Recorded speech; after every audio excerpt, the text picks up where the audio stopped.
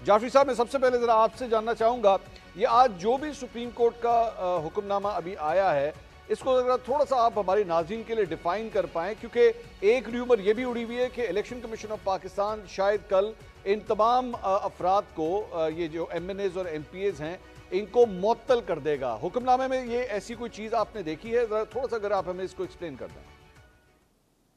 जी शुक्रिया मंसूर साहब, मैंने रिपोर्टिंग फॉलो की है। मैंने जो ऑर्डर इटसेल्फ है उसको रिव्यू नहीं किया है, लेकिन जो रिपोर्टेड है ऑर्डर के हवाले से वो यही है कि जो अफराद अपने पार्टी के हजम के हवाले से सीट्स के अलावा जो सीट्स बांटी गई थी, यानी जो PTI को जानी चाहिए थी सीटें या सुन्नी इत्तेहाद काउंसिल को जानी चाहिए थी सीटें, उनको बजाय उस पार्टी को दिए बाकी पार्टीज में जो तकसीम हो गई थी, उन कैंडिडेट्स की नॉमिनेशन सस्पेंड कर दी हैं। वो अब लॉ मेकिंग का हिस्सा नहीं हो सकेंगे और ये इलेक्शन कमीशन की तरफ से एक लॉजिकल अगला कदम होगा अगर वो फिर इनकी मुअत्तली का बराह रास्त एक ऐलान कर देती हैं according to the priority list जो कि बाकी जमातों ने जमा की थी।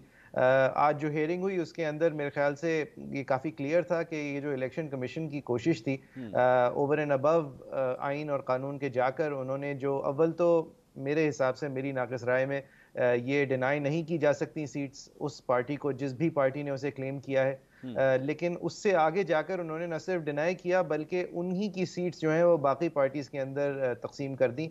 और ये मेरी नज़र में जमहूरियत के ऐन खिलाफ है। The right to representation proportionally after having been elected के ऐन खिलाफ है और कोर्ट ने भी इसी बात का बादियुन नज़र इजहार किया और इसी वजह से दो चीज़ें की पहली डेट पे। अव्वल तो वो पेशावर हाई कोर्ट का 5 जजेस का फैसला सस्पेंड किया जिसने ECP के फैसले को अप्रूव किया था और उसके अंदर मुदाखलत से इनकार किया था, और दूसरा उन्होंने इलेक्शन कमीशन के फैसले को ही मुअत्तल कर दिया। तो उसका फिर एक लॉजिकल अगला कदम यह है कि इलेक्शन कमीशन अब उन एक्सेस लॉ मेकर्स की जो नॉमिनेशंस हैं उन्हें सस्पेंड करेगी। वंस अगेन आप ये भी कह रहे हैं कि सिर्फ ये सीटें इनसे ली नहीं जाएंगी बल्कि ये सुन्नी इत्तेहाद काउंसिल या तहरीक इंसाफ को दे भी दी जाएंगी।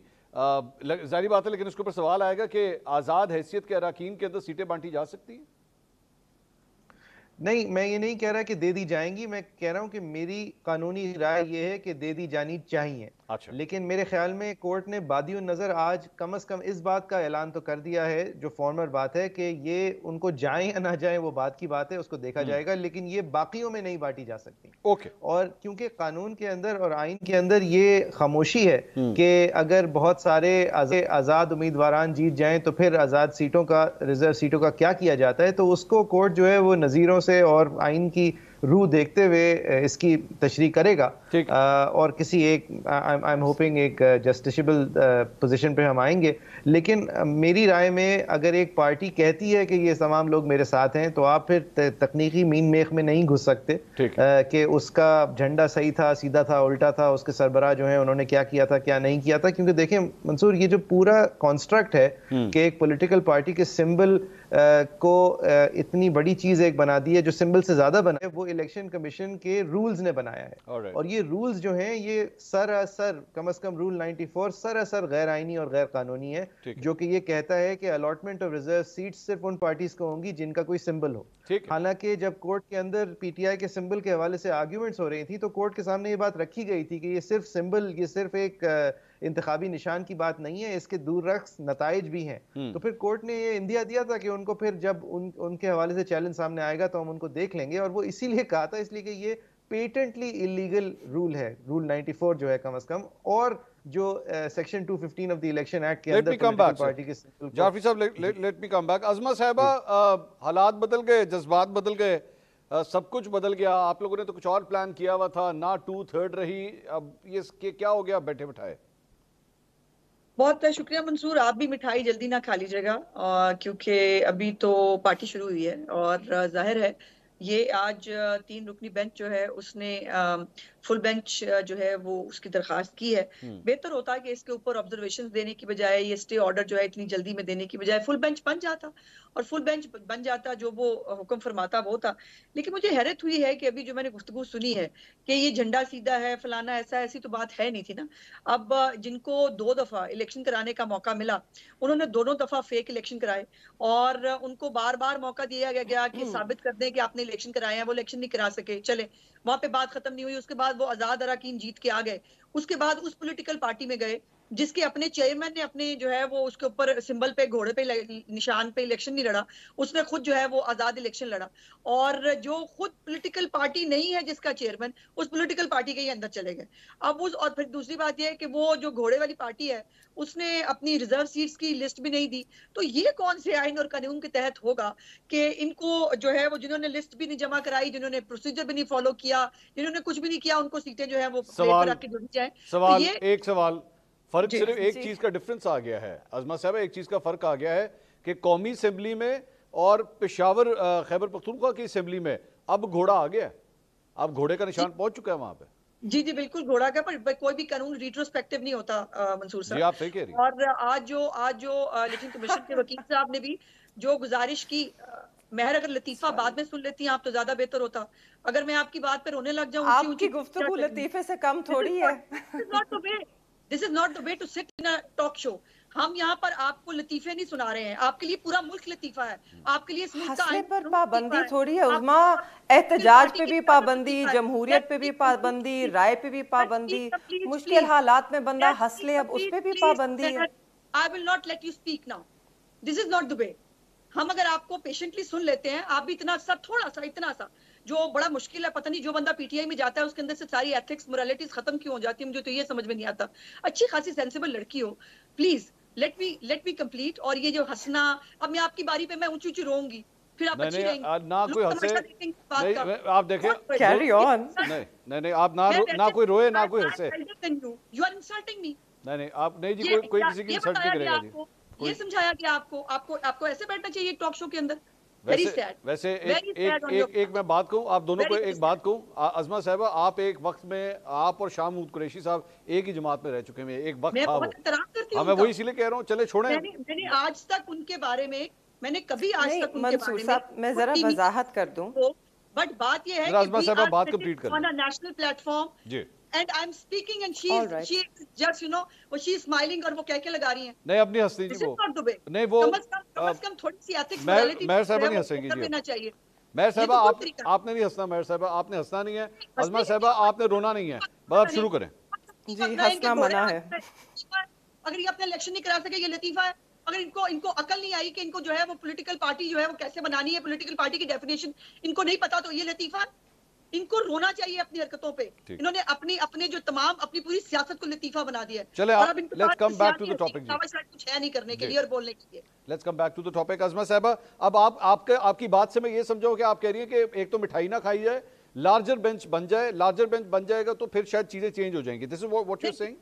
चेंज वेंज होने का मैंने कभी इस तरह की गुफ्तगू ना की है, ना मैं करती हूँ। लेकिन मैंने जो 3-4 लीगल पॉइंट्स आपके सामने रेस किए हैं, और मैं ये कह रही हूँ कि यकीनन लार्जर बेंच को तमाम चीजें देखनी होंगी। पॉलिटिकल पार्टी की जो पॉलिटिकल पार्टीज एक्ट के तहत डेफिनेशन है, जिसके अंदर पॉलिटिकल पार्टी कौन सी होती है, उसको जो है कौन सी पॉलिटिकल पार्टी जो है उसको रजिस्टर किया जाता है, किसको सिंबल दिया जाता है, फिर जो इलेक्शन का जो स्केड्यूल है वो जब जारी होता है तो पॉलिटिकल पार्टीज ने जो अपनी जो रिजर्व सीट्स की लिस्टें हैं वो कब जमा करानी होती है, और अगर कोई पॉलिटिकल पार्टी लिस्ट जमा ही ना कराए तो उसका क्या मतलब होता है, ये तमाम बातें लेकिन लार्जेस्ट बैंक देखेगा। ठीक है, ओके, ये अब आपकी बारी है मेहरबानो साहिबा। एक तो सबसे पहले अजमा साहिबा ने ये तो कह दिया कि मिठाई बहुत जल्दी मत खाएं, अभी तो पिक्चर अभी बाकी है, अभी तो लार्जर बेंच बनना है, फैसले भी आने, आपको सिर्फ अभी एक स्टे मिला है, एक स्टे के ऊपर और हंसना मना है। अजी वो आप प्लीज इस चीज का ध्यान रखिएगा। रोना पूरी है, रो सकती हैं आप, हंसना मना है। नहीं बोलिए जी, पूरा पाकिस्तान रो रहा है उस्मा बीबी, आपकी हुकूमत, किसान रो रहा है, आपने तो किसान को बर्बाद कर दिया, शुक्र करें हम हंस रहे हैं। वाओ, 2 किसान मारे थे आपकी हुकूमत। मुझे तो हंसी, मैं समझा देती हूँ कि मुझे हंसी क्यों आई, मैं वजाहत कर देती हूँ। मैं आप पे मेरा बिल्कुल कतन ये मायने नहीं था कि मैं आपको आप गुस्से हो जाएं या आपको नाराज करूं। हंसी मेरी इसलिए छूटी क्योंकि आपने कहा रेट्रोस्पेक्टिवली कोई कानून अप्लाई नहीं करता, तो मुझे याद आया कि जब पीडीएम की हुकूमत थी और आप लोग कानून साजी कर रहे थे और आप कुछ तरमीम लाना चाहते थे जिसकी बिना पर आप चाह रहे थे कि मियाँ साहब के जो केसेस हैं जिनमें उन्हें सज़ा हो गई है वो उसमें बरी हो जाएं, तो तब वो रेट्रोस्पेक्टिवली आप अप्लाई कराना चाह रहे थे और इसी तरह का कानून बना रहे थे। तो मुझे वो याद आया and the irony of it मेरी हंसी छूट गई। आई एम सॉरी, माफ़ी मांगती हूँ। हंसना नहीं चाहिए, क्योंकि बड़े संगीन सूरत हाल है मुल्क में। आप बिल्कुल ठीक कह रही हैं। इस मुल्क में पाकिस्तान की आवाम को रोना चाहिए, मातम करना चाहिए है कि किस तरह आइन को रोंदा गया, किस तरह जमहूरियत को बिल्कुल एक तरह से रद्द कर दिया गया, किस तरह जो है जमहूरी तसलसल जो है उसको आपने ठोकर लगा दी, किस तरह लोगों को आपने ज़दोकोब करके इस वक्त चुप करा दिया। उनको ना एहतजाज का हक है, ना राय का हक है, ना उनकी वोट की अहमियत है। हमें तो वाकई नहीं हंसना चाहिए है, ये तो रोने का ही मकाम है, सदमे का मकाम है इस मुल्क में। और किस तरह एक ऐसी हुकूमत जिसके पास 17 सीटों का मैंडेट है, आज वो कानून साजी का सोच रही है। और हमें माजरत के साथ जो लोग इसको रिलीफ कह रहे हैं सुप्रीम कोर्ट से, हमें रिलीफ नहीं मिला है। पहली सुप्रीम कोर्ट ऑफ पाकिस्तान ने आइन और कानून के मुताबिक एक फैसला किया है।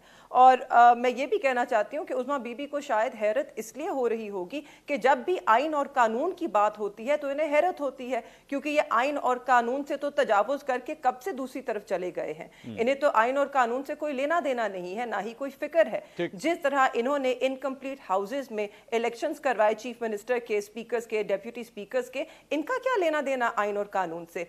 आज बहुत अच्छा फैसला किया है और बेशक फुल बेंच बने, मगर जब तक फुल बेंच नहीं बनता है, ये बिल्कुल कानून और आइन के मुताबिक फैसला है कि वो सस्पेंड हो सीटें। और ये हमारा मौकफ और मेरा मौकफ पहले दिन से रहा है। ठीक है, मैं मंसूर एक मिनट जी, मुझे एक तो क्लैरिफिकेशन दिला दें। मुझे नहीं समझ में आई, मैं रो भी नहीं सकी, मैं हंस भी नहीं सकी, मैं सिर्फ हैरत ज़दा हूँ। मैंने मेहरबानो साहबा का आप ही के साथ एक जो है पॉडकास्ट देखा जिसके अंदर वो एक्सेप्ट कर रही थी कि नवाज शरीफ साहब को गलत सजा दी गई।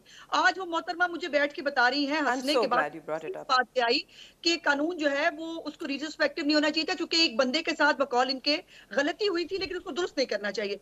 तो आई डोंट नो इसके ऊपर हंसना चाहिए, रोना चाहिए, या वाकई क्या करना चाहिए। और रोना तो मेहरबानो साहबा आपको, आपकी हुकूमत को तब भी नहीं आया था जब आपने 2 किसान मार दिए थे। आपके दौरे हुकूमत में जब वो भी आए थे ना अपनी जो है मुसीबतें लेकर, तो ठोकर न्याज देव के 2 बंदे मार दिए थे। रोना आपको तब भी नहीं आया।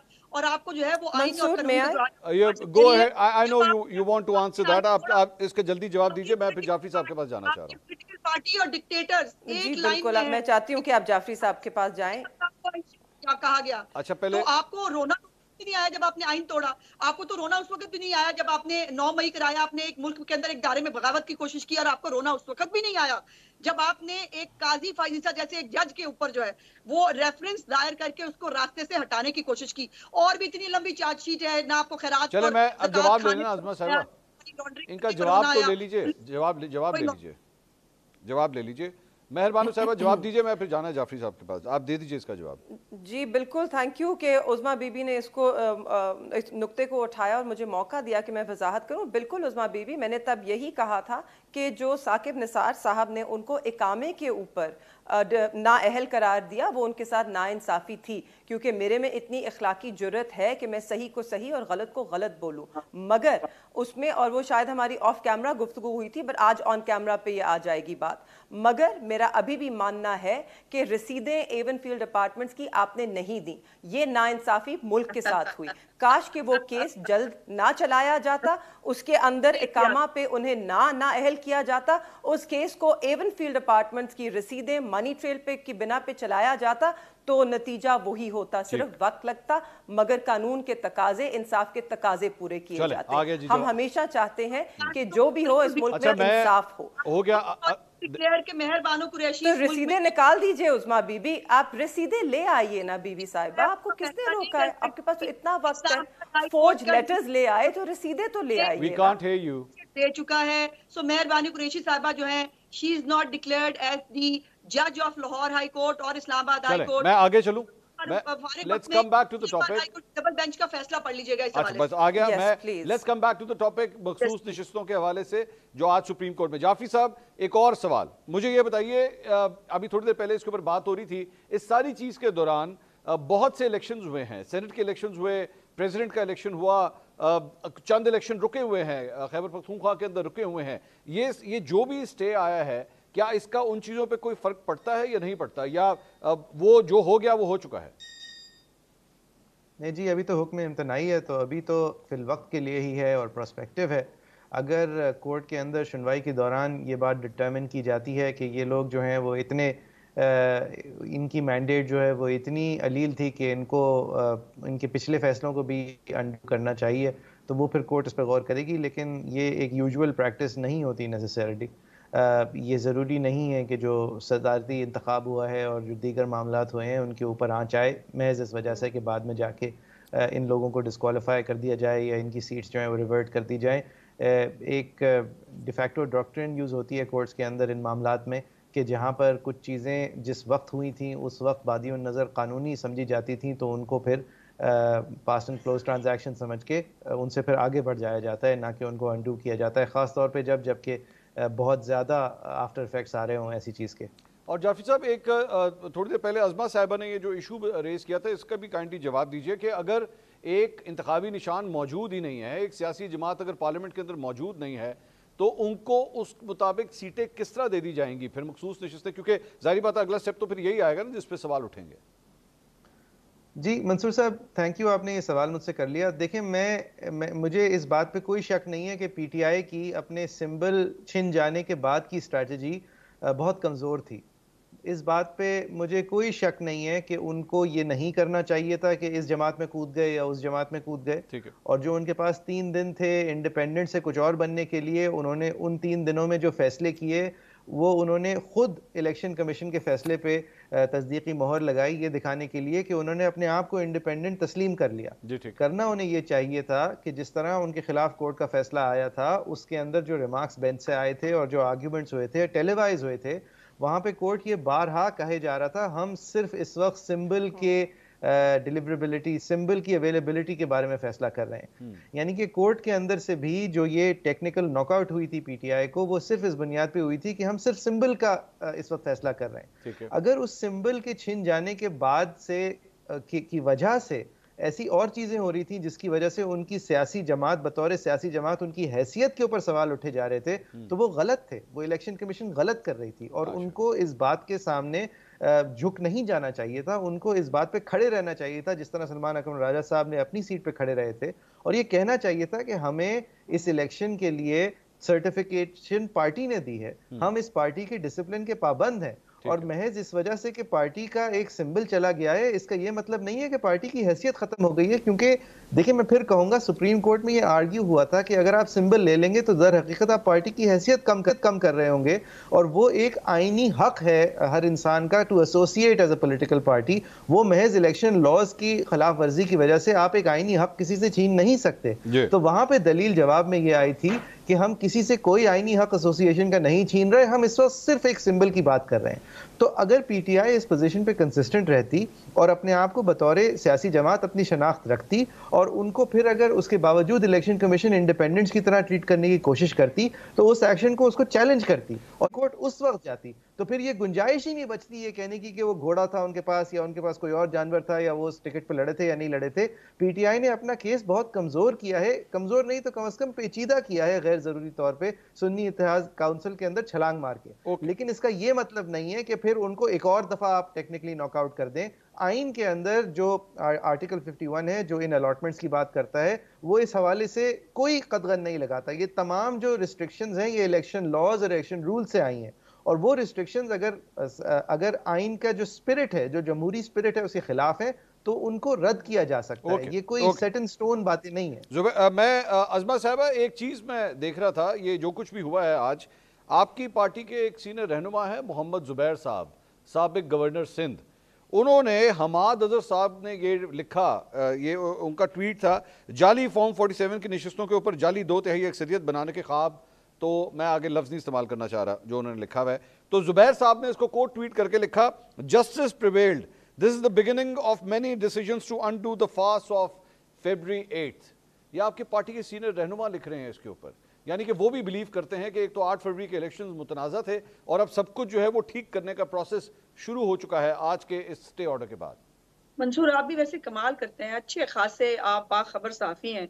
वो कितने हमारी पार्टी के रहनुमा हैं, ये मतलब आपको सरेआम पता है। वो बकायदा मुझे नहीं तौर पता। पर पार्टी पॉलिसी को ना टो कर रहे हैं, ना वो पार्टी के अंदर जो है वो उनके पास कोई रोल है, और वो जो है वो टोटली उनको सिर्फ मेहरबानी है नहीं, करनी आपने चाहिए। निकाल दिया अज़मा साहब, उनको निकाल दी, पार्टी से निकाले जा चुके हैं वो। देखिए, अगर थोड़ा सा उसका मुजाहरा कर रहे हैं तो वो ग्रेस का मुजाहरा कर रहे हैं ना। नहीं, वो कहें कि मुझे मुझे इख्तिलाफ है। देखिए, एक मिनट आप अज़मा साहबा, मैं करेक्ट कर लेना, मुझे, मैं सिर्फ ये अर्ज कर रहा हूं, आप पार्टी की सेक्रेटरी इतलात भी हैं पंजाब की, इसलिए मुझे आज पार्टी पॉलिसी बता दीजिए कि मोहम्मद जुबैर साहब की पोजीशन क्या है, क्या वो पार्टी में मौजूद हैं, निकाले जा चुके हैं, सस्पेंडेड हैं, शो कॉज नोटिस जारी हुआ है, क्या स्टेटस है उनका? अगर आप मुझे बात कंप्लीट कर लेने देते, मुझे याद कराने की जरूरत आपको नहीं थी कि मैं सेक्रेटरी इंफॉर्मेशन हूं, मुझे बिल्कुल याद है। मैं आपसे गुजारिश कर रही हूँ, दो तरीकाकार होते हैं कि पार्टी को तो उनसे प्रॉब्लम नहीं थी, पार्टी ने तो उनको हमेशा इज्जत ही दी, उनको तर्जुमान भी बनाया, गवर्नर भी बनाया, वजीर भी रहे, लेकिन उनको बहुत इख्तलाफ है ना पार्टी से, पार्टी की पॉलिसियों से। वो ग्रेस का मुजाहरा करें ना, कहे मैं छोड़ता हूँ जी पार्टी, मुझे नहीं चाहिए ये पार्टी, मैं इस पार्टी में रहना नहीं चाहता, मेरा जमीर जो है वो मुझे इसकी इजाजत नहीं देता। ये क्या तरीका है? एक तरफ अब रहनुमा मुस्लिम लीग नून जो है वो लिखवा रहे हैं और कर रहे हैं, दूसरी तरफ जो है आपने टोटल एक पार्टी की लाइन टो करनी है। तो माफ कीजिएगा, मैं जुबैर साहब जो है वो ना मुस्लिम लीग नून में है ना वो किसी और में है, वो कहाँ है ये उनसे उनसे सवाल पूछे तो ज्यादा बेहतर होगा। उनकी बातों का जवाब देकर मैं अपना टाइम जाया करना नहीं चाहती। मैं अब चले एडिटोरियली, जारी बात है, इस वक्त हमारा ये प्रोग्राम, हमारा न्यूज रूम भी देख रहा है, मोहम्मद जुबैर साहब को आज के बाद नून लीग में तस्वुर ना किया जाए, ठीक है? मेरा देखिए, मैंने तो गुजारिश की है ना कि या तो पार्टी को फैसला कर लेना चाहिए, बिल्कुल बहुत पहले कर लेना चाहिए था, और अगर पार्टी अभी भी ग्रेस का मुजाहरा करी है तो फिर मतलब उनको या तो खुद ख्याल आ जाए, या फिर यह है कि वो वाकई वो इतना इख्तलाफ है उनको पार्टी से, तो उनको पार्टी छोड़ देनी चाहिए।